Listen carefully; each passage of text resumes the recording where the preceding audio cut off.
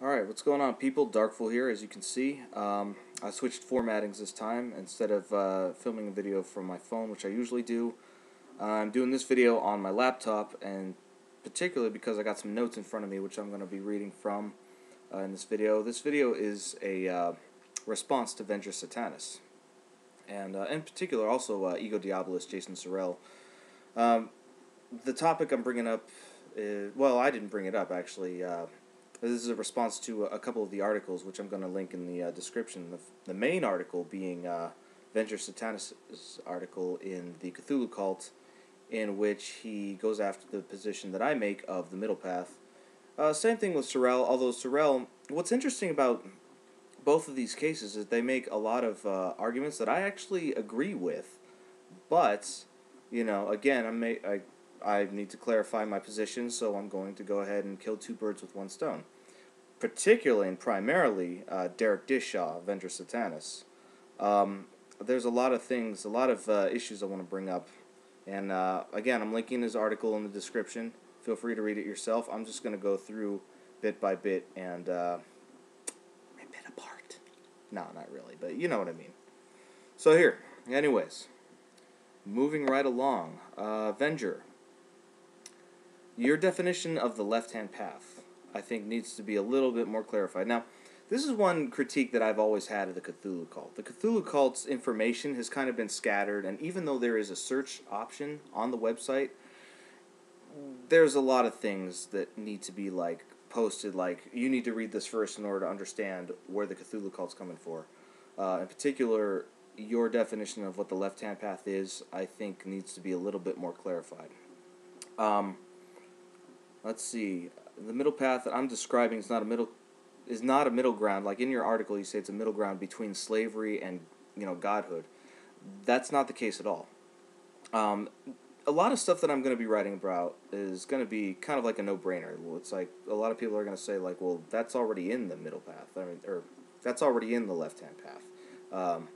We don't really need to be discussing that. I mean, the dichotomy you're talking about, the whole balance factor is already there. But people tend to forget that, and that's kind of why I'm going outside, or how I would see it as going outside the left-hand path to present some of my ideas, is because a lot of people get stuck in one specific path without thinking, you know what, hey, it's one side of the coin, or the entirety of the whole, period. So, anyways, what you state in your article, Derek, middle ground between slavery and godhood, no, that's not what I'm bringing up. When you talk about a middle path, it's serving others with the benefit of yourself in mind, too. It's a tit-for-tat, quid pro quo type of system.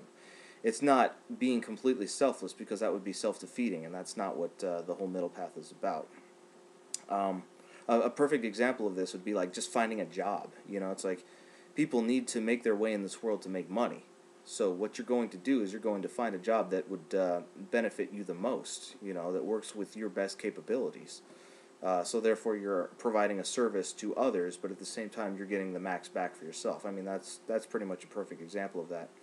And a lot of people, when they talk about the left-hand path, they talk about, oh, well, I'm an individualist, I don't need other people.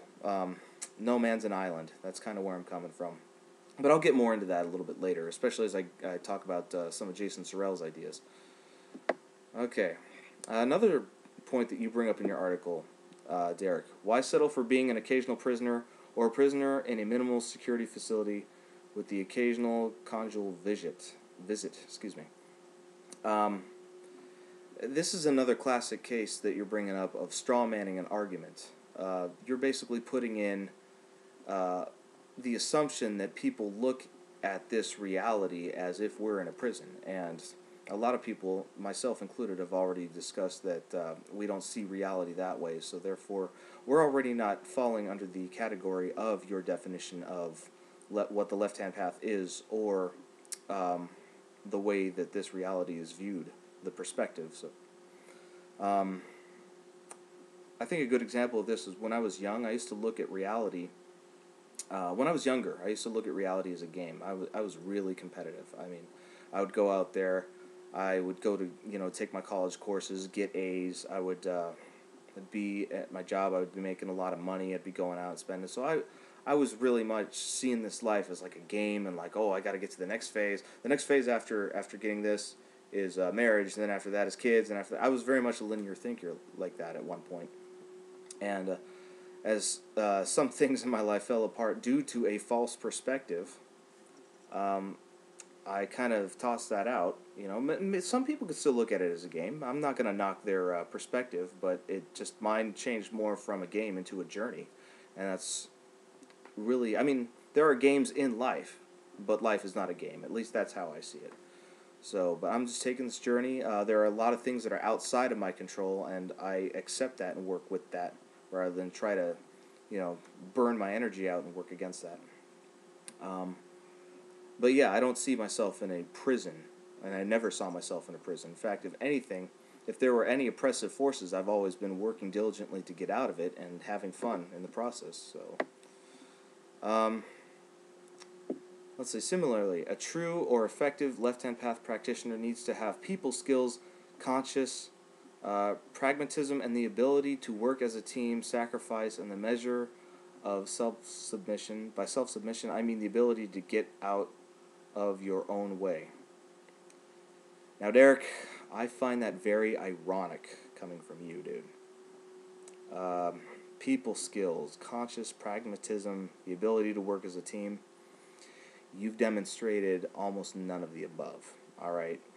You have the Cthulhu cult, you can build, but working as a team and collaborating, you've had a lot of falling outs, and you have your perspective, and I've heard the other side's perspective, and from what I've heard, from the majority, I might add, team playing is not your forte. So, sorry if that's a little bit of a harsh, low blow criticism, but, and I kind of see what's going on in this article. I'm just going to get straight to that point before I move on. What's going on in your article, Derek, is that you are trying to discredit the position of a middle path and implement it with your own theocracy. But you're not being a team player because, as I said, I'm not going to go into your paradigm, but I am at least with you on the idea of a somewhat sort of unification. So that would already put me into the category of an ally. But if you don't want to go there, if you want to, attack the very position that I am promoting, well, then you're not being a team player. And I'm not saying you can't do it. The conflict breeds betterment. I'm a firm believer in that. But it shows how much of a team player you're not being. Okay? So, moving right along, with some more arguments you're bringing to the table. Let's see here. That's right. Let's see. That's right. A little bit of one path must mix with another. I do agree with that. You're going to bring up the yin-yang a little bit more in the notes. I'm going to bring that up too. That's one area I agree with you on. See? Team player.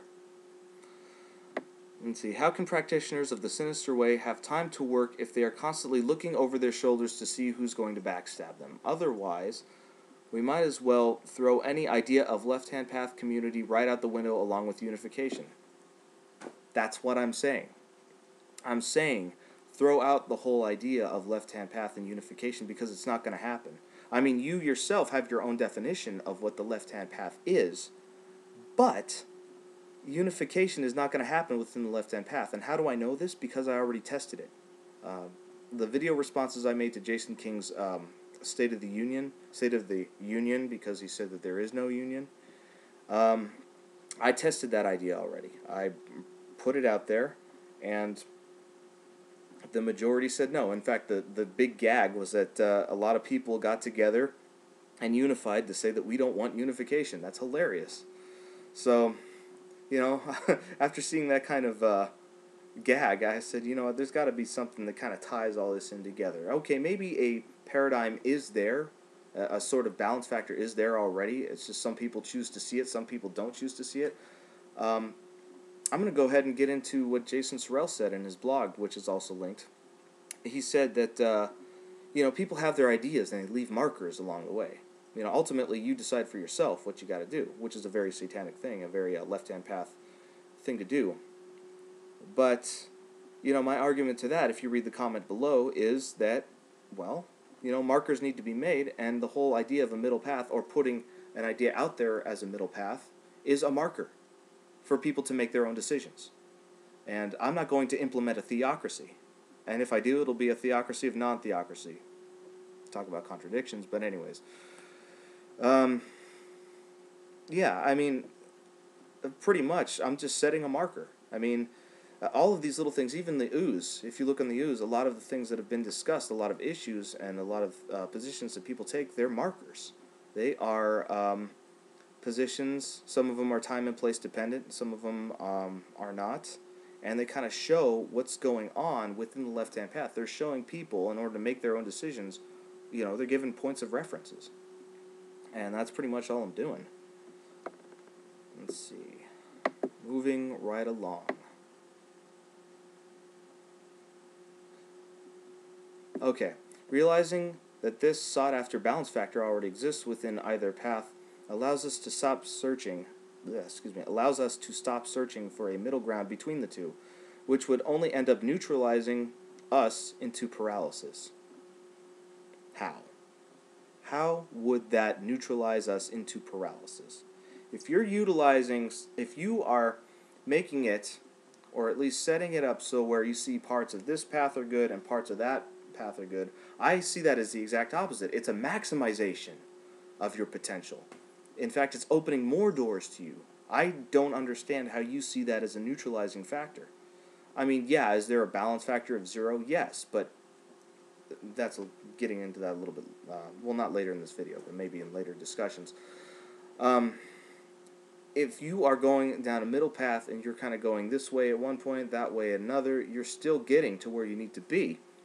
In fact, you bring up the whole yin-yang example. Look at the line. Look at that kind of curvy line that separates the yin from the yang, that goes right in between them both. Yeah, is there a neutralizing aspect? Of course there is. But that is not, that's more out of a state of mind than it is, it's not a non-direction. It's just in the sense that you are reaching a neutralizing state of mind.